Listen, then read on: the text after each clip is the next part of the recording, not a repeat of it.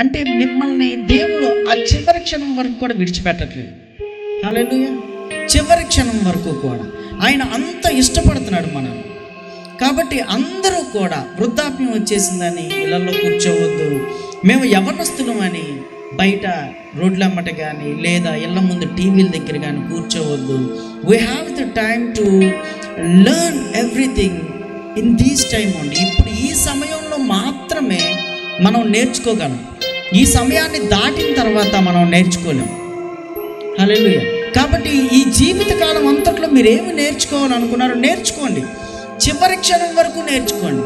ఒకవేళ మీకు బాగా అనారోగ్యంగా ఉండి మీరు మంచంలో లెగలేని పరిస్థితుల్లో ఉంటే, దేవా నన్ను లేపమని ప్రార్థన చేయండి. ప్రార్థన చేయండి, ఏం పర్వాలేదు. మీరంతా ప్రార్థన చేస్తే అంత బలాన్ని పొందుకుంటారు. ఎందుకంటే మనం చేసే ప్రార్థన ఆయన పరిశుద్ధాత్మతో నింపి మనకు బలాన్ని చేకూరుస్తాడు. హల్లెలూయా. కాబట్టి ప్రార్థన చాలా ప్రాముఖ్యమైనది మన జీవితంలో. ఎప్పుడైతే మనం ప్రార్థన చేస్తూ ఉంటామో మనకు తెలియని ఒక సూపర్ న్యాచురల్ పవర్ని మనం రిసీవ్ చేసుకుంటూ ఉంటాం. హోలీ స్పిరిట్ని రిసీవ్ చేసుకుంటూ ఉంటాం. మనం అనుకుంటూ ఉంటాం, నేను యవ్వన కాలంలో ఉన్నాను, నేను అందంగా ఉన్నాను, నాకు చదువుతో పని లేదు, నేను ఎలాగైనా సరే నేను నా జీవితంలో మంచి భర్త రావాలి, నాకు మంచి భార్య రావాలి, లేదా నేను ఉన్న వాళ్ళని చేసుకోవాలి. మన జీవితం ఎటు తలకిందులు అయిపోతూ ఉంటుందో మనకు తెలియదు. మన జీవితం ఎటు మారిపోతూ ఉంటుందో తెలియదు. ఈరోజు ధనవంతుడు రేపు బెకారైపోవచ్చు. ఈరోజు ధనవంతుడు రేపు బెకారైపోవచ్చు. మన జీవిత పరిస్థితి ఏంటంటే ఆ సడన్గా మన పరిస్థితి మనం అనుకున్న దానికి తలకిందులు అయిపోయినప్పుడు మనం దేవుని దగ్గరికి రావటం కాదు, ముందుగా ఆయన వాక్కుని గ్రహించి మనం జ్ఞానం కలిగి బ్రతికేలా ఉండాలి. హల్లెలూయా. కాబట్టి మనం ముసలివాళ్ళం అయిపోయాం, నా జీవితం అయిపోయిందని దయచేసి మీరు అనుకోవద్దు. మీ జీవితం ఒక 30 సంవత్సరాలు మీ జీవితాన్ని మీ బిడ్డల కోసం, మీ కుటుంబం కోసం మీరు కష్టపడి నేర్చుకొని, మీరు కష్టపడి మీ బిడ్డల్ని మీరు స్థిరపరిచారేమో. ఇంకొక 30 సంవత్సరాలు మీరు సంపాదించింది తిని కూర్చుందాం అనుకుంటున్నారేమో. కాదు. ఆ 30 సంవత్సరాలు కూడా మీరు దేవునితో పనిచేయండి. 30 సంవత్సరాలు మనం ఏం చేసాం? మన కుటుంబం కోసం ఖర్చు చేసాం. ఇంకొక 30 సంవత్సరాలు అంటే 90 సంవత్సరాలు. ఒక 30 సంవత్సరాలు మనం మన పుట్టుకలో నుంచి చదువులు అయ్యి అని చెప్పి మన జీవితం అంతా ఒక 30 సంవత్సరాలు, 20 సంవత్సరాలు, 25 సంవత్సరాలు గడిచిపోయింది. తర్వాత ఒక 30 సంవత్సరాలు, 35 సంవత్సరాలు, 40 సంవత్సరాలు మన కుటుంబం కోసం ఖర్చు అయిపోయింది. ఇంకా ఉన్న బ్యాలెన్స్ ఆ 30 సంవత్సరాలు వ్యర్థం చేయకోకుండా, మీరు ఇళ్లలో కూర్చోకోకుండా అట్లీస్ట్ రోజుకి ఒక్కళ్ళకైనా సువార్తను అందించడానికి ప్రయత్నించండి. ఒక్కళ్ళకైనా మీ జీవితంలో, లేదా మీరే ప్రార్థన చేయండి, దేవా నేనేం చేయాలి, ఇంకా నేను నడవలేకపోతున్నాను, నా కాళ్ళు మోకాళ్ళు అరిగిపోయినాయి అని చెప్తున్నారు. నేనైతే డాక్టర్ల మాటలు నమ్మట్లేదు, కానీ మీ మాట మీదే నేను లక్ష్య పెట్టి ఉన్నాను, మీ మాటనే నేను నమ్ముతాను దేవా, ఎలాగైనా నా మోకాళ్ళని సరిచేయండి, నేను మీ సువార్తను ప్రకటించడానికి వెళ్ళాలి అని చెప్పి మీరు ప్రార్థన చేసుకోండి. నాకు పలానా అనారోగ్యంగా ఉంది, ఈ అనారోగ్యం నుంచి విడుదల కలుగు చేయండి. మీకు ఒక మాట చెప్తాను, విశ్వాసులకి అనారోగ్యం కలుగుద్ది, అవిశ్వాసులకి అనారోగ్యం కలుగుద్ది. అంటే విశ్వాసులు రోగంతో బాధపడతారు, అవిశ్వాసులు రోగంతో బాధపడతారు. కానీ విశ్వాసులు ఏ రోగం అయితే వచ్చిందో దాని నుంచి త్వరగా కోలుకుంటారు. అవిశ్వాసులు నాకు రోగం వచ్చింది, నాకు బాధ వచ్చింది, నేను లెగలేని పరిస్థితిలో ఉన్నాను, నేను నీరసపడిపోయానని చెప్పి ఆ అవిశ్వాసులు అక్కడే మంచం మీద పడుకొని ఉంటారు. మీకు అర్థమవుతుందా?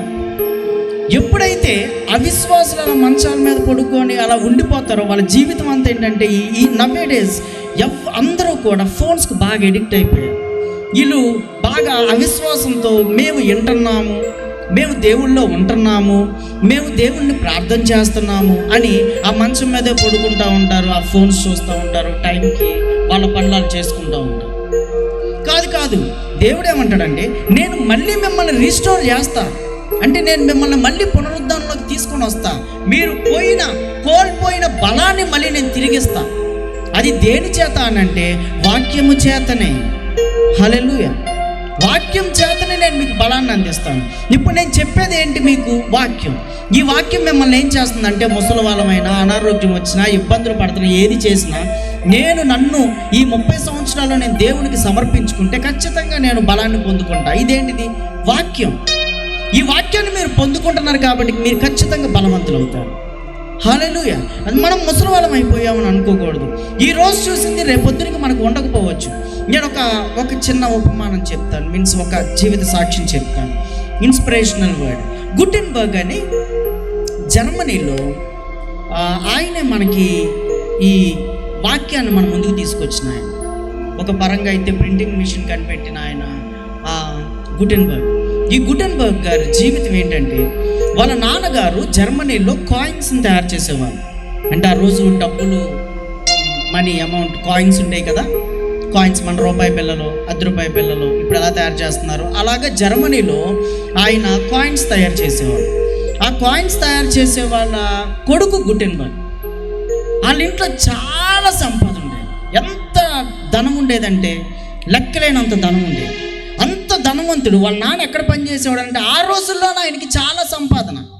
గుటెన్బర్గ్ జీవితం వాళ్ళ నాన్నగారిది చాలా ఉన్నతమైంది. ఆ సడన్గా వాళ్ళ నాన్న అనారోగ్యం గురయ్యి చనిపోయారు. ఆ చనిపోవడంతో ఈ గుటెన్బర్గ్ పరిస్థితి ఏంటంటే, ఇంకా డబ్బులు లేవు, ఉన్న డబ్బులన్నీ కూడా అయిపోయినాయి. వాళ్ళ జీవితం ఏంటంటే మళ్ళీ కష్టాల పాలైపోయారు. సడన్గా వాళ్ళ నాన్నగారు చనిపోవడంతో గుటెన్బర్గ్ వాళ్ళ కుటుంబ పరిస్థితి అంతా మారిపోయింది ఒకసారి.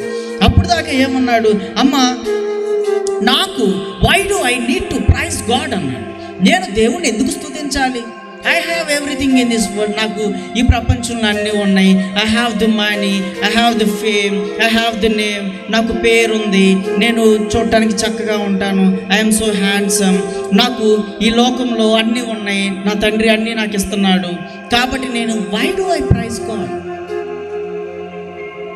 దేవుణ్ణి నేను ఎందుకు స్తుతించాలి? Why do I go to church, నేను ఎందుకు మందిరానికి వెళ్ళాలి? Why do I waste my time to praise God, నేను దేవుని దగ్గరికి వెళ్ళేందుకు నా సమయాన్ని వృధా చేసుకోవాలన్నాడు. ఒక్కసారి తండ్రి గారు చనిపోవడంతో మొత్తం పరిస్థితులన్నీ మారిపోయాయి. మీకు అర్థమవుతుందా? పరిస్థితులన్నీ మనకి చెప్పి మారు. ధనవంతుడు ఒక పేదవాడు అవ్వడానికి పెద్ద సమయం పట్టదు. ఏదైనా ఒక చిన్న స్టెప్ తీసుకుంటే చాలు, ఆ స్టెప్ తన జీవితాన్ని కిందకి తీసుకొచ్చేసాడు. సో అక్కడ గుటెన్బర్గ్ వాళ్ళ తండ్రి గారు సడన్గా చనిపోవడంతో గుటెన్బర్గ్ పరిస్థితి ఏంటంటే, తన కుటుంబాన్ని కూడా పోషించుకోలేని పరిస్థితి, కుటుంబానికి కూడా ఏమీ పెట్టలేని పరిస్థితి. వాళ్ళ అమ్మగారికి ఏమీ తెలియదు, ఇంట్లోనే ఉన్నారు, ఇంట్లోనే పెరిగారు, ఇంట్లోనే. వాళ్ళ అమ్మగారికి ఏమీ తెలియదు, బయటికి వెళ్ళటం, పని చేయడం ఏమీ నేర్పించలేదు వాళ్ళ ఆయన గారు. సో ఏంటి పరిస్థితి? కుటుంబాన్ని పోషించుకోవాలంటే ఏంటి పరిస్థితి? ఆ గుటెన్బర్గ్ అప్పటి వరకు చాలా జల్సాలు చేశాడు, చాలా హ్యాపీగా ఉన్నాడు, జీవితం తిరగబడిపోయింది. ఏంటి పరిస్థితి? సో గుటెన్బర్గ్ అర్థమైంది ప్రతి పరిస్థితి దేవుడు మార్చేయగలడు. ఎలాంటి పరిస్థితి అయినా దేవుడు మార్చేయగలడు. నేను అన్నాను, why do I praise my God, నేను నా దేవుణ్ణి ఎందుకు స్తుతించాలి? Why do I praise God, why do I go to the church, నేను ఎందుకు మందిరానికి వెళ్ళాలి? సో మొత్తం ఒక్కసారికి తిరగబడిపోయింది. నా జీవితం కూడా 2021లో అలాగే తిరగబడిపోయింది. సో అనుకోకుండా మా అమ్మగారు దేవుని సన్నిధికి వెళ్ళిపోవడం, అంతా ఒక్కసారి మారిపోయి ఎక్కడోళం అక్కడ విడిపోవటం, ఎవరి దారాలం అయిపోవటం, మొత్తం ఒక్కసారి మారిపోయింది. అప్పుడు దాకా నేను చాలా నేను మా మదర్ గారు ఉన్నారన్న ధైర్యం ఉండేది. సో సడన్గా ఆ 2 చేతులు నాకు ఇరిచేసినట్టు అయిపోయింది. ఎవరూ లెక్క చేయట్లేదు, ఎవరు నా మాట పట్టించుకోవట్లేదు. అప్పుడు అమ్మ ఉన్నప్పుడు ఇష్టం వచ్చినట్టు మాట్లాడేవాడిని, చెప్పేవాడిని, అరిచేవాడిని. సో నేను ఏమంటే అమ్మ అదే చేసేది, నేనేం చెప్తే మా మదర్ అదే చేసేది. But everything changed suddenly, everything collapsed. 2021 మే 26 అయిపోయింది. సడన్గా మారి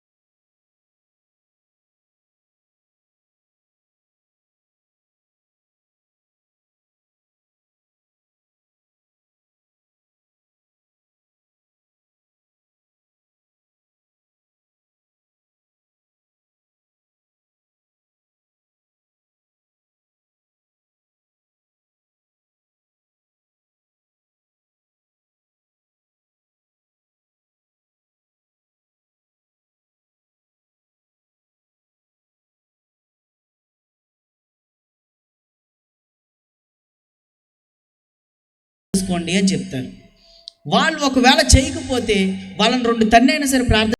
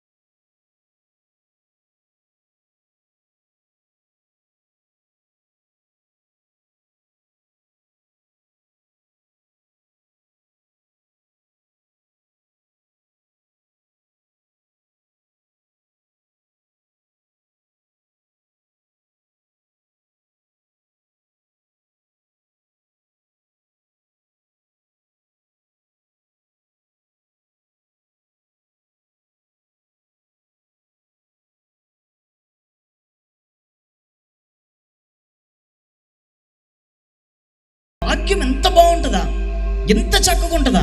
నేను ఎన్నాళ్ళు దేవుని గురించి మాట్లాడి చాలా చులకనగా మాట్లాడానే, దేవుని గురించి మాట్లాడుతుంటే చాలా ఎగతాళిగా అనుకున్నానే. నేను మా అమ్మగారు చెప్తుంటే వై డు ప్రైజ్ గాడ్ అని అడిగానే.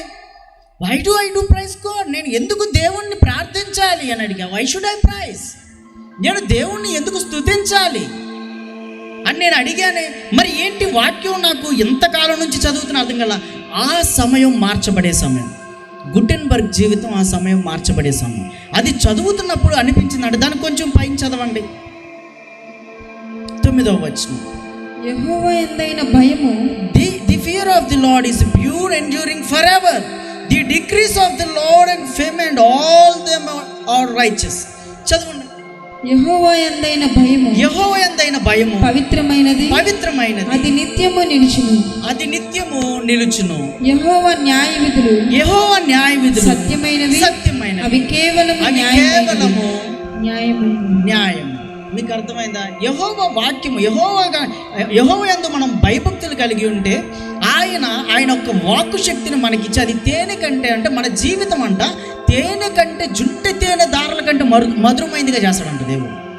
హల్లెలూయా. మనం అనుకుంటా ఉంటాం, దేవుని వాక్యాన్ని వినటానికి వచ్చినప్పుడు మనం అంటాం, ఏదో వాక్యం చెప్పారు, నేను విన్నాను, దాన్ని తీసుకోవాల్సినంత పనేం లేదు అంటే. దుష్టుడు ఏం చేస్తున్నాడంటే దాన్ని బయటికి వెళ్ళేటప్పటికల్లా ఎత్తుకుపోతున్నాడు. ఇప్పుడు నేను ఇక్కడ చెప్తానే ఉన్నాను, ఇక్కడ ఉన్న యవనస్తులు కొంతమంది వాళ్ళ పనులు చేసుకుంటూ ఉంటారు, నవ్వుకుంటూ ఉంటారు, వాళ్ళ ఇష్టం వచ్చిన నిద్రపోతూ ఉంటారు, వాళ్ళు కూర్చొని ఉంటారు, వాళ్ళు కనీసం ఏమీ కూడా లెక్క చేయరు వాక్యాన్ని బట్టి. ఎందుకనంటే వాళ్ళకి యవనస్తులు కనుక వాక్యం వింటే దాని చేత వాళ్ళు శుద్ధి చేయబడతారు. ఆ వాక్యము చేత వాళ్ళ నడతలు మార్చబడతాయి, వాళ్ళ జీవితాలు మార్చబడతాయి. దుష్టుడికి అది ఇష్టం లేదు. వాళ్ళు చెడిపోవాలి, వాళ్ళు పాడైపోవాలి, వాళ్ళు చదువుకొని జ్ఞానాన్ని పెంచుకోకూడదు. కాబట్టి వాళ్ళ చదువులు నాశనం అయిపోవాలి. మీకు అర్థమవుతుందా? మనం అందరం యవ్వన కాలంలోంచి వచ్చిన. కాబట్టి వాళ్ళు ఏమని చెప్తాడంటే దుష్టుడు, నువ్వు చదువుకుంటే నువ్వు బాగుపడతావు, నీకు నిజమేంటి అబద్ధం ఏంటో తెలిసిపోద్ది, నీకు ఈ శరీర కోరికలేంటి ఆత్మీయ కోరికలు అంటే ఏంటో తెలిసిపోతాయి, నువ్వు ఎలా ఫలించాలో నీకు తెలిసిపోద్ది, ఎలా సంపాదించుకోవాలో తెలుస్తుంది, ఎలా నీతిగా బ్రతకాలో తెలుస్తుంది, కాబట్టి నువ్వు చదువుకోవడం నాకు ఇష్టం లేదు, కాబట్టి నిన్ను చర్చిలో నేను ఎలా చూస్తానంటే నువ్వు చర్చిలో ఉన్నప్పుడు పక్కన వాళ్ళతో గిల్లేలాగా, పక్కన వాళ్ళతో మాట్లాడేలాగా, నవ్వుతా ఉండేలాగా చూసి ఇలా చెడగొట్టేసి చివరి క్షణంలో నీ పరిస్థితి ఏంటంటే నా దగ్గరికి తెచ్చుకొని మళ్ళీ అసలు ఎందుకు ఈ బ్రతుకు చచ్చిపోవడం ఉత్తమం కదా అనే స్థితిలోకి తీసుకొస్తా. ఎందుకంటే ఈ యవ్వన కాలం అంతా వాడిపోయే పువ్వు లాంటిది. అదేమైందంటే గట్టిగా ఒక 10 సంవత్సరాలు 15 సంవత్సరాలు మనం చాలా అందంగా కనపడతాం, తర్వాత ఆటోమేటిక్గా మనదంతా వేసారిపోతాం వాడిపోయిన పువ్వులాగా. ఇంకా అప్పుడు మాదే ఉందమ్మా, మా జీవితం అంతా అయిపోయింది అంటాం. ఏమైపోయిందంటే నీ జీవితం అంతా కొలాప్స్ అయిపోయింది, నాశనం అయిపోయింది. సో యవ్వన కాలంలో ఉన్నప్పుడు మనం దేవుని వాక్యం చేత గనక, నడతల చేత గనక మనం నడిచినట్లయితే, శుద్ధి చేసుకున్నట్లయితే ఖచ్చితంగా మన జీవితం అంతా ఏంటనంటే ఉన్నతమైన స్థానాన్ని దేవుడు అనుగ్రహిస్తాడు. హల్లెలూయా. ఒకవేళ మనకు అనుగ్రహించాలి, ఇప్పుడు మనకు పిల్లలకైనా అనుగ్రహించాలి కదా, వాళ్ళ కోసమైనా ప్రార్థన చేయాలి. దేవుడు ఏమంటాడంటే చివరి క్షణం వరకు నేను నిన్ను ఎత్తుకొనే ఉంటాను, చివరి క్షణం వరకు నిన్ను ఎత్తుకొని వాడని నేనే, నీ చెయ్యి విడిచిపెట్టేవాడిని కాదు, నీ చెయ్యి పట్టుకొని ఉండని, ఎన్నడూ నువ్వు విడువను ఎడబాయను పొరపాటును కూడా నేను. Right in the mighty name of Jesus. దేవుడు మనల్ని ఆ రకంగా బలపరచాలని చూస్తున్నాడు. ఇక్కడ చూడండి, గుటెన్బర్గ్ జీవితం ఒక్కసారికి తిరగబడిపోయింది. ధనం మీద అనుకున్నాడు, ధనము తిరుగులేంది, ఈ ధనమే శాశ్వతమైంది, ఈ ధనం నా తండ్రి నాకు చాలా ఇచ్చాడు, మొత్తం మా తండ్రి ఇంకా చాలా కాలం ఉంటాడు అనుకున్నాడు. సడన్గానే తండ్రి గారు వెళ్ళిపోయేటప్పుడు గుటెన్బర్గ్ జీవితం ఏంటంటే ఏం అర్థం కాని పరిస్థితుల్లోకి వెళ్ళిపోయాడు. సో అందుకని ఏం చేశాడు, వాళ్ళ అమ్మగారు చెప్పిన వాక్యాన్ని పట్టుకున్నాడు. ఆ 19వ వచనం ఆ రోజు చదువుతూ ఉండంటే ఆయనకు అనిపించిందంట, ఈ వాక్యము బలమైనది, నీతి గలది, దేవుని యందు భయభక్తులు కలిగి ఉంటే అది ఎంతో మేలుకరమైనది అని ఆయన గ్రహించాడు. దానిపైన ఒకసారి 8వ వచనం కూడా చూద్దామా. యెహోవా ఉపదేశములు నిర్దోషమైనవి, అవి హృదయమును సంతోషపరచు. హల్లెలూయా. ఈ ఒక్క మాట చాలు అనుకున్నాడు. ఏమనుకున్నాడు? మళ్ళీ అందరం చెప్దామా? యెహోవా చెప్పండి. యెహోవా ఉద్దేశములు, యెహోవా ఉపదేశములు నిర్దోషమైనవి, యెహోవా ఉద్దేశములు, యెహోవా ఉపదేశములు నిర్దోషమైనవి, అది హృదయమును సంతోషపరచును. అందరం కలిసి చెప్దామా? యెహోవా ఉపదేశములు నిర్దోషమైనవి, అది హృదయాన్ని సంతోషపరుస్తుంది. యెహోవా ఉద్దేశములు నిర్దోషమైనవి, అవి హృదయాన్ని ఏం చేస్తాయి? అందరూ కలిసి చెప్పండి, అది హృదయాన్ని ఏం చేస్తుంది? దేవుని యొక్క వాక్యము నిర్దోషమైనది, అది హృదయాన్ని ఏం చేసిద్ది? సంతోషపరిచింది. ఇప్పుడు మీ హృదయంలో అంత సంతోషంగా ఉందా? మీకు ఎక్కడైనా తప్పు చేయాలన్న ఆలోచన ఉందా? చెప్పండి. ఎక్కడైనా తప్పు చేయాలన్న ఆలోచన ఉందా? తల ఎలాగైనా ఊపండి, ఎలాగైనా ఊపండి. మీకు ఎక్కడైనా తప్పు చేయాలన్న ఆలోచన ఉందా? ఎలాగైనా ఏదో ఒక రకంగా ఊపండి. అందరూ ఊపాలి. అందరూ కనపడుతున్నారు కానీ నేను ఇప్పుడు స్టేజ్ మీద ఉన్నాను, అందరూ నాకు ప్రతి ఒక్కళ్ళు కనపడుతూ ఉంటారు. కాబట్టి ట్రై టు అండర్స్టాండ్. ఇక్కడ లాట్ ఆఫ్ మెంబర్స్ లేరు, ఒకవేళ ఉన్నా కానీ వాళ్ళు నాకు కనపడుతూ ఉంటారు. స్టేజ్ మీద నేను ఒక్కనే ఉన్నాను కాబట్టి మీరు తల అడ్డంగానే ఊపండి, నిలువుగానే ఊపండి. యెహోవా ఉద్దేశములు నిర్దోషమైనవి, అవి హృదయమును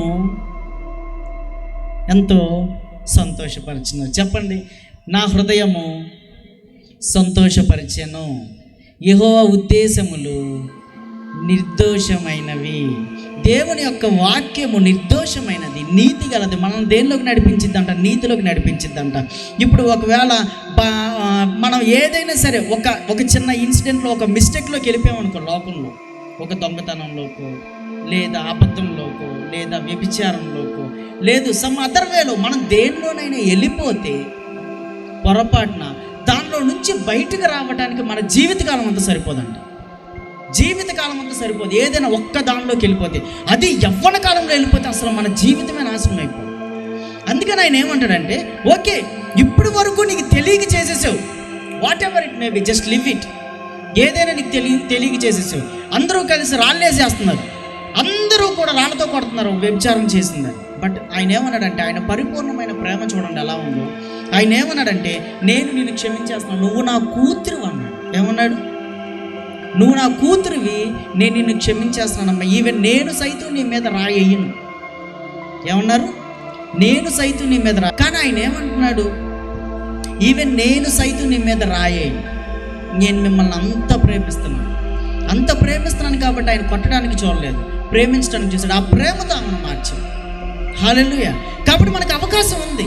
ఇదిగో ఈరోజు ఈ వాక్యం వింటున్నారంటే ఇక్కడ ఉన్న యవనస్తులు, పెద్దలు అంతా వాళ్ళ జీవితాలని, వాళ్ళ నడతలను శుద్ధి చేసుకోగలిగితే ఖచ్చితంగా దేవుడు మీరు అనుకున్న స్థాయి నుంచి ఇంకొక స్టెప్ ముందుకు తీసుకెళ్ళిపోతున్నాడు. హల్లెలూయా. గుటెన్బర్గ్ జీవితంలో కూడా అలాగే దేవుడు ఏం చేశాడంటే ఇంకొంచెం ముందుకు తీసుకెళ్ళాడు. ఈ వాక్యం, అయ్యా ఈ వాక్యాన్ని చదువుతూ ఉన్నప్పుడు, అయ్యా యెహోవా నీ వాక్యం నిర్దోషమైనదయ్యా, నా హృదయాన్ని అది సంతోషపరిచిందయ్యా. అది ఎలా ఉందంటే తేనె కంటేను, జుంటి తేనె దారుల కంటేను మధురంగా ఉంది నాకు. ఆ మాట అర్థమై ఇంకా లేచి వెళ్ళిపోయి దేవుని, ఎలాగైనా దేవుని గురించి ఈ వాక్యం అందరి చేతుల్లోకి వెళ్ళిపోవాలి. అప్పట్లో అందరి చేతుల్లోకి వెళ్ళేది కాదు, ఒక ధనవంతుల చేతిలో మాత్రమే మన పరిశుద్ధ గ్రంథం ఉండేది. మన ధనవంతుల చేతిలో మాత్రమే పరిశుద్ధ గ్రంథం ఉండేది. ఇంకా మిగతా వాళ్ళ చేతిలో ఎవరి చేతిలో ఉండేది. వాళ్ళు ఏది చెప్తే అది మనం వినాలి. కానీ గుటెన్బర్గ్ ఏమనుకున్నాడంటే అలా కాదు, అందరి చేతుల్లో కూడా ఈ వాక్యం ఉండాలి అని వెళ్ళిపోయి ఒక ప్రింటింగ్ ప్రెస్లో, మీన్స్ ఒక అద్దాల తయారీలో జాయిన్ అయ్యాడు. అద్దాల తయారీలో ఒక పార్ట్నర్గా తన దగ్గర ఉన్న కొంచెం సంపాదన కూడా తీసుకొని వెళ్ళిపోయి జాయిన్ అయిన తర్వాత అంతా అద్దాల తయారీ అంతా బాగానే ఉంది. దానిలో ఉన్నప్పుడే ఆయన మెల్లిగా మిషన్కి కావాల్సినవి అన్నీ సమకూర్చుకుంటా ఉన్నాడు.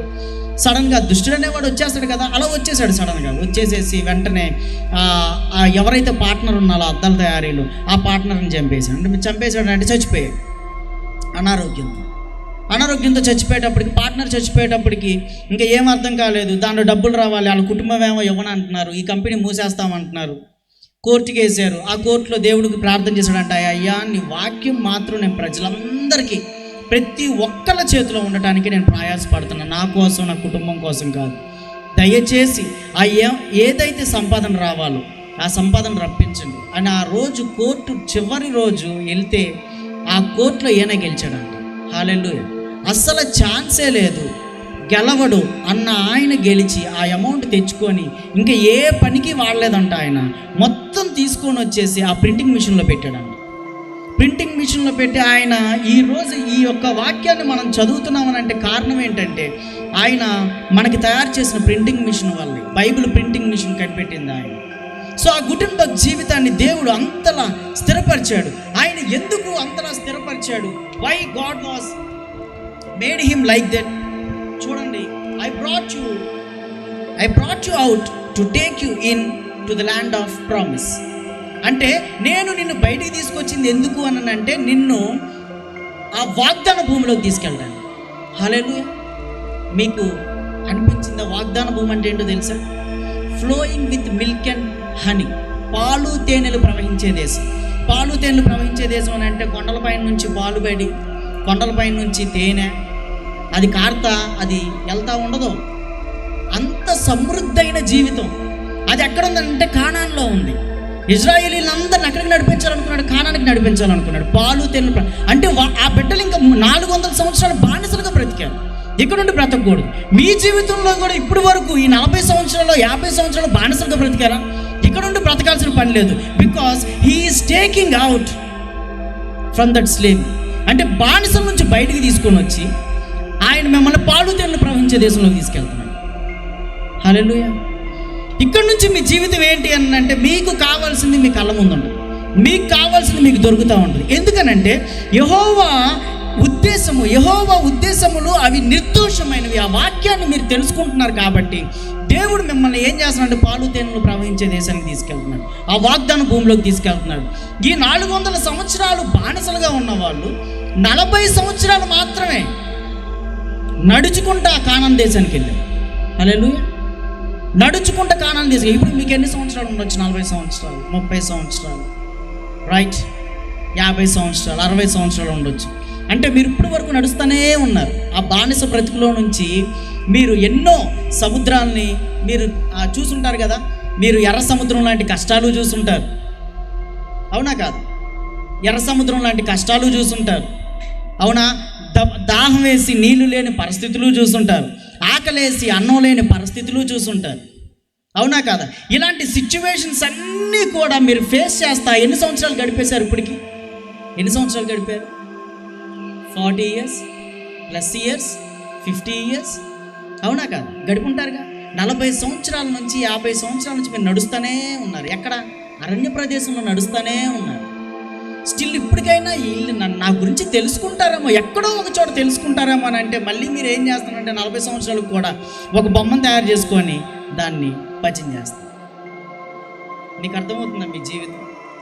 ఇప్పుడు కూడా మీరు ఏం చేస్తున్నారంటే వాక్యాన్ని నమ్మట్లేదు. ఇక్కడ వాక్యాన్ని నమ్ముతున్నారు, బయటికి వెళ్ళిపోయి మళ్ళీ ఏం చేస్తున్నారంటే మళ్ళీ ఒక చక్కటి బొమ్మను తయారు చేసుకొని నేను అందగత్తిని మందగత్తిని. రైట్? అవునా కాదా? అవునా కాదా? నేను అందగత్తిని అంటే ఒక విగ్రహాన్ని తయారు చేస్తున్నారు, దానికి భజన చేసేస్తున్నారు, నేను అందగత్తి, నేను అందగత్తి. రైట్? కాదు కాదు కాదు. ఇంకొక 40 సంవత్సరాలు నువ్వు వెళ్ళావునంటే నువ్వు మరణిస్తావు. ఇంకొక 10 సంవత్సరాలు వెళ్ళావుంటే మరణిస్తావు. ఇంకొక 5 సంవత్సరాలు వెళ్ళావుంటే మరణిస్తావు. ఈ 40 సంవత్సరాలు అరణ్యంలో పడి వస్తున్నావు. ఇదంతా నీకు అరణ్య ప్రదేశం ఇది, అవునా కాదా? ఈ అరణ్యంలో నువ్వు ఎర్ర సముద్రంలోని కష్టాలు చూడలేదు నీ జీవితంలో. చూసుంటావు కదా. దాహం వేసి నీళ్ళు కూడా లేని పరిస్థితులు చూసుంటావుగా. ధనం లేని పరిస్థితులు చూసుంటావు, ఏడ్చుంటావు, వేదన చెందుంటావు, ఎన్నో బాధలు పడి ఉంటావు, ఎన్నో కష్టాలు చూస్తుంటావు, ఎన్నో మోసాలు చూస్తుంటావు, అవునా కాదా? ఎంతోమంది మనల్ని మోసం చేసిన వాళ్ళు ఉంటారు, ఎంతోమందిని మనం మోసం చేసిన వాళ్ళు. ఇవన్నీ కూడా ఇప్పటికి ఎన్ని సంవత్సరాలు గడిచిపోయినాయి? 40 సంవత్సరాల అరణ్య ప్రదేశమే ఇదంతా. ఈ అరణ్యంలో నుంచి ఆయన ఏమంటాడంటే నిన్ను బయటికి తీసుకొని వస్తున్నా, కానాను దేశం తీసుకెళ్తున్నా, పాలు తేనెలు ప్రవహించే దేశానికి నేను తీసుకొని వెళ్ళిపోతున్నా. ఇంకా అక్కడ దాకా వచ్చేసారు మీరు. కాబట్టి అక్కడ దాకా వచ్చారు కాబట్టి మీరు గిల్గాల్లోకి రండి. గిల్గాల్ అంటే ఏంటి? సమృద్ధి, పునరుద్ధానం, రెస్టోరేషన్, పునరుద్ధానం, గిల్గాల్. ఈ యెహోషువ ప్రతిసారి గిల్గాల్కి వెళ్ళటం, ప్రార్థన చేయటం, నాకు విజయం వచ్చేసింది అంటాం. ఏమంటున్నాడు? గిల్గాల్కి వెళ్తున్నాడు, ప్రార్థన చేస్తున్నాడు, ఈ యుద్ధంలో నాదే విజయం, సమస్య లేదు.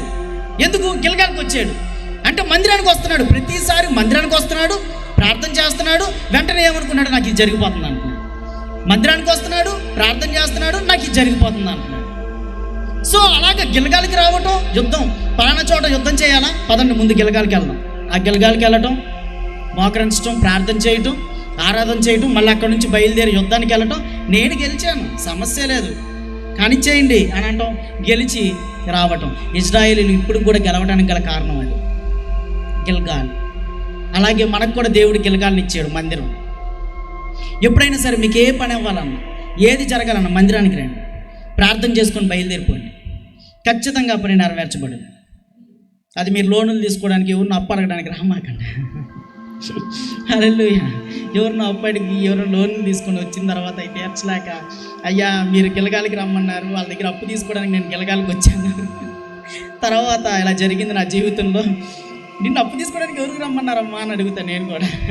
So that is not. మీకు కష్టం తీరాలి, కొంచెం ఓర్పుతో ఉండండి.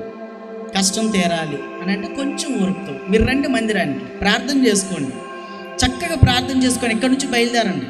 ఒకరోజు ఆదివారం వస్తే నేనేమంటానంటే, ఈరోజు ఉదయాన్నే కనుక నువ్వు ప్రార్థన చేయకపోతే, పరిశుద్ధాత్మ ప్రేరేపణ, ఈరోజు ఉదయాన్నే నువ్వు ప్రార్థన చేయకపోతే ఈరోజు పరిశుద్ధాత్మకి ఏమని చెప్తున్నావు అంటే నీతో పని లేదని చెప్తున్నావు.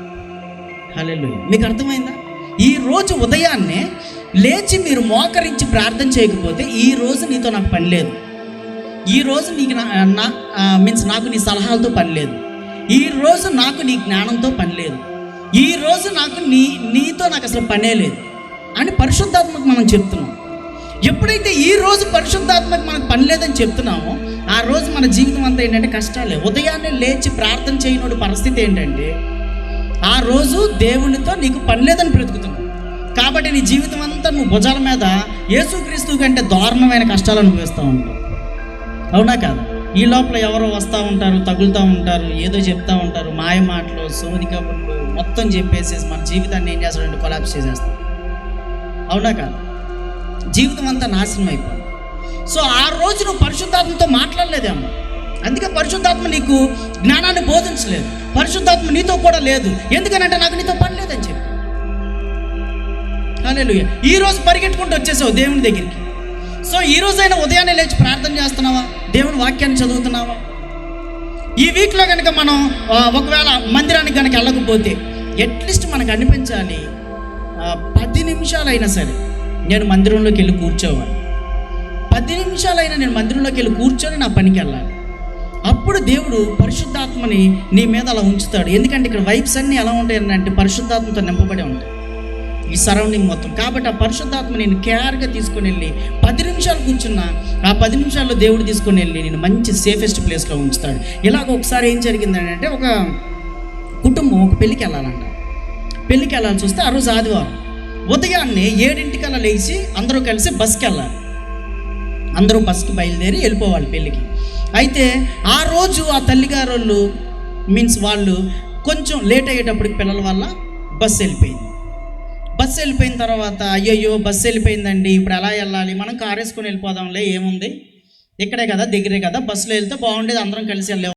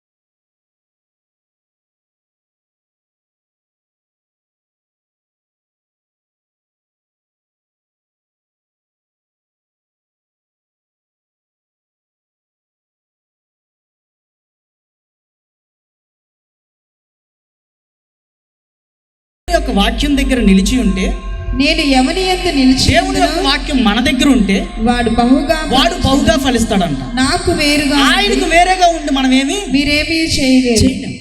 ఇప్పుడు ఈ వారం అంతా నాకు వద్దయ్యా, నాకు నీతో పని లేదని మొదటి రోజు నువ్వు మందిరానికి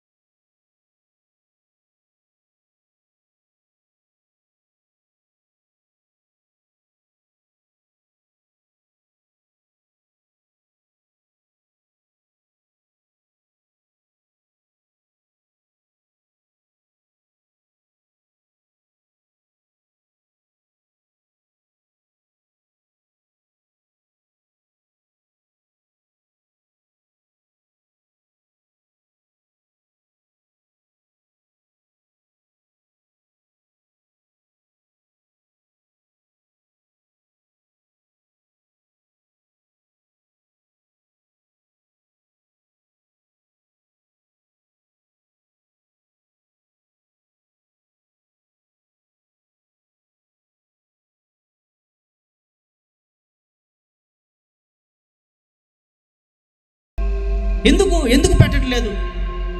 కయ్యోను వల్లే మన జీవితం అంతా కూడా లోపల కుదిపేసుకుంది. ఇష్టం వచ్చిన ఆలోచనలు కలిగి మనం బ్రతుకుతున్నాం. సో ఒక్క రోజైనా సరే, ఒక్కసారైనా అనిపించాలి, ఈ రోజు నువ్వు నాకు లేకపోతే నా జీవితం కష్టమయ్యా, నీకు వేరేగా ఉండి నేనేం చేయలేనయ్యా. ఈ వారంలో నువ్వు నాకు లేకపోతే నా పిల్లల పరిస్థితి ఏంటయ్యా, నా జీవితం పరిస్థితి ఏంటయ్యా, నా పిల్లల పరిస్థితి ఏంటయ్యా. అన్ని జీవితంలో కనుక నువ్వు ఇది గ్రహించగలిగితే ఖచ్చితంగా ఈ రోజే దేవుడు నీ జీవితాన్ని, నీ బిడ్డల జీవితాన్ని మార్చిపోతాడు. హల్లెలూయా. మనం కొంచెం లోపలికి వెళ్తే టైం కూడా ఒక 10 minutes తీసుకుంటాను. Right, finish. చాలా 10 minutes or take more time, ఎక్కువ తీసుకుంటాం. మీకు అర్థమవుతుంది వాక్యం? Are you hearing clearly? Yeah, God said, if you see the scriptures in the Bible, could you please go on the Deuteronomy chapter 6 verses 23. Deuteronomy chapter 6 verse 23. I brought you out to take you into the land of promise. నేను మిమ్మల్ని బయటికి తీసుకొచ్చింది మిమ్మల్ని వాగ్దాన భూమిలోకి తీసుకెళ్ళడానికి. హల్లెలూయా. నేను మిమ్మల్ని బయటికి తీసుకొచ్చింది మిమ్మల్ని వాగ్దాన భూమిలోకి తీసుకెళ్ళడానికి. Flowing with milk and honey, పాలు తేనెలు ప్రవహించే వాగ్దాన భూమిలోకి మిమ్మల్ని తీసుకెళ్ళడానికి, సమృద్ధి అయిన జీవంలోకి తీసుకెళ్ళడానికి, మీ జీవితాన్ని మెల్లిమెల్లిగా మార్చుకుంటూ బయటికి తీసుకొచ్చాను. చదవము ఒకసారి. కాబట్టి ఇశ్రాయేలు నీ పితరులైన దేవుడైన యెహోవా ఆమేన్ నీతో చెప్పిన ప్రకారం పాలు తేనెలు ప్రవహించే దేశం మేలు కలిగి బహుగా అభివృద్ధి నొందినట్లు నీవు వాటిని విని అనుసరించి నడుచుకొనవలెను. హల్లెలూయా. దేవుని యొక్క వాక్యం విని నడుచుకున్నట్లయితే మనం పాలు తేనెలు ప్రవహించే దేశంలో ఉన్నట్టే. మీరు చెప్పండి, నా జీవితంలో సమృద్ధిగా నేను జీవిస్తున్నాను అన్న వాళ్ళు ఒక్కళ్ళు చేయొద్దాం. సమృద్ధి జీవితం. ఆమేన్. దేవుడు ఇంకా మిమ్మల్ని దీవించునుగాక. దేవుడు ఆయన ఎడమ హస్తంతో మిమ్మల్ని సమృద్ధిగా దీవించునుగాక. I brought you out to take you into the land of promise, flowing with milk and water. God didn't bring you out to wonders with wilderness. ఎక్కడ మీకు ఇబ్బందులు కలిగించడం కోసం దేవుడు మిమ్మల్ని అరణ్యంలో నడిపించట్లా. You need to learn something in your life. మీ జీవితంలో నేర్చుకోవడం కోసమే అరణ్య ప్రదేశంలోకి తీసుకొస్తున్నాడు. If you walk up to 40 years, ఒకవేళ మీరు కనుక 40 సంవత్సరాలు నడిచినట్లయితే, 30 సంవత్సరాలు నడిచినట్లయితే, కొంతమంది 25 సంవత్సరాలకి జ్ఞానం వచ్చేసి తెలిసేసుకుంటారు, 20 సంవత్సరాలకి తెలుసుకుంటారు, 18 సంవత్సరాలకి, 13 సంవత్సరాలకి వాళ్ళ జ్ఞానం వచ్చి తెలుసుకొని, వామ్మో దేవుడు లేకుండా మనం ఏం చేయలేమురా బాబు, ఎందుకు ఈ లోకంలో ఇలాంటి బుడబొక్కల ఎదవలతో పెట్టుకునే బదులు, ఇలాంటి బుడబొక్కల అంటలతో పెట్టుకునే బదులు, నా జీవితాన్ని నాశనం చేసుకునే బదులు నేను సంతోషంగా సుఖంగా బ్రతకడం ఉత్తమం కదా అని తెలుసుకుంటారు. వాళ్ళ అరణ్య జీవితం ఎక్కడి వరకు అంటే 15 సంవత్సరాలు, 20 సంవత్సరాలు తెలిసేసుకున్నారు త్వరగా. రైట్. అలాగే కొంతమంది 40 సంవత్సరాలకి తెలుసుకుంటారు. నాలాంటి వాళ్ళు 35కో తెలుసుకుంటారు. సో 30కో 35కో త్వరగా తెలుసుకున్నారు. ఇంకా రైట్, ఇంకా త్వరగా తెలుసుకున్నారు. Hallelujah. So God did not bring you out to become a stagnant, frustrated, intimidated. So దేవుడు మిమ్మల్ని ఎక్కడ ఇబ్బందులు పెట్టడానికో, కృంగదీయటానికో, వేదన చెందటానికో, he didn't bring out to for giving a problems to you. మీకు కష్టాలను ఇవ్వడానికి ఆయన బయటికి తేలేదు, కానీ he is telling to you for taking into the land of promise, flowing with honey and milk. పాలు తేనెలు ప్రవహించే దేశంలోకి, ఆ వాగ్దాన భూమిలోకి మిమ్మల్ని తీసుకెళ్ళడానికి మీకు అన్నీ నేర్పిస్తూ వస్తున్నాను నేను. మీకు అర్థమైందా? ఆ పాలు తేనెలు ప్రవహించే దేశంలో మనం ఉన్నాము అని ఎప్పుడు అనిపించింది అంటే, మన కష్టాలు లేనప్పుడు, బాధలు లేనప్పుడు, సంతోషంగా నిద్రపోయినప్పుడు, మనం అనుకున్న పనులు జరిగేటప్పుడు, అమ్మయ్యా నేను ఇప్పుడు పాలు తేనెలు ప్రవహించే దేశంలో అడుగు పెట్టాను. హల్లెలూయా. అది నేను 13 ఏళ్ళకే తెలుసుకున్నా యవ్వన కాలంలో, 20 ఏళ్ళకే తెలుసుకున్నా యవ్వన కాలంలో, 25 ఏళ్ళకే తెలుసుకున్నాను. నేను త్వరగా తెలుసుకున్నాను. ఇంకా వీళ్ళు ఇంకా బాధలు పడుతున్నారు, వీళ్ళు ఇంకా అప్పులు పాలైపోతున్నారు, వీళ్ళు ఇంకా రోగాల్లోనే ఉన్నారు. చాలామందిని చూస్తూ ఉంటాం కదా, మన ముందు ఇంకా వాళ్ళు అలాగే ఉంటారు. ఏంట్రా బాబు అని అంటే, వాళ్ళు ప్రార్థన చేస్తున్నాను, మందిరానికి వెళ్తున్నాను అని అంటున్నారు. వాళ్ళ జీవితాల్లో వాక్యం ఉన్నట్లు.